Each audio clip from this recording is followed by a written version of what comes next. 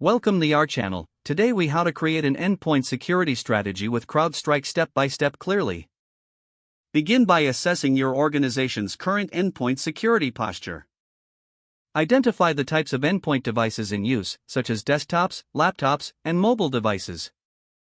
Evaluate existing security measures and protocols currently in place. Define your security goals and the specific outcomes you want to achieve with CrowdStrike. Create a project timeline to outline key milestones for implementation. Familiarize yourself with CrowdStrike's offerings, including Falcon Prevent and Falcon Insight. Set up a CrowdStrike account to access the platform and its features. Download the required Falcon agent for your endpoint devices. Install the Falcon agent on each endpoint, following best practices for deployment. Configure the agent settings to align with your organization's security policies. Conduct a preliminary assessment to ensure the agents are functioning correctly. Review threat intelligence reports provided by CrowdStrike for insights into potential risks. Customize alert settings based on the severity of threats relevant to your environment. Integrate CrowdStrike with your existing security tools and protocols for a cohesive approach.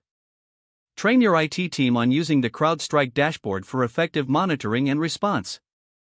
Establish an incident response plan that utilizes CrowdStrike's capabilities in case of a breach. Regularly review and update your security strategy based on emerging threats and technology. Schedule periodic audits to assess the efficacy of your endpoint security strategy. Engage in continuous training and awareness for employees regarding best security practices.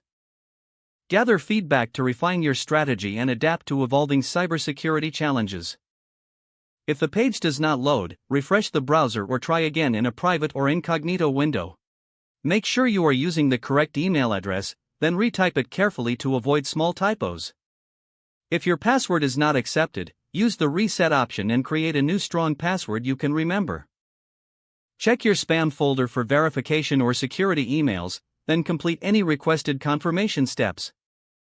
Enable two-factor authentication if available to improve account security and reduce unauthorized access risk. After signing in, review your profile details so your contact information and settings are accurate and current. If you see an error message, note it down and try again after restarting your device and internet connection.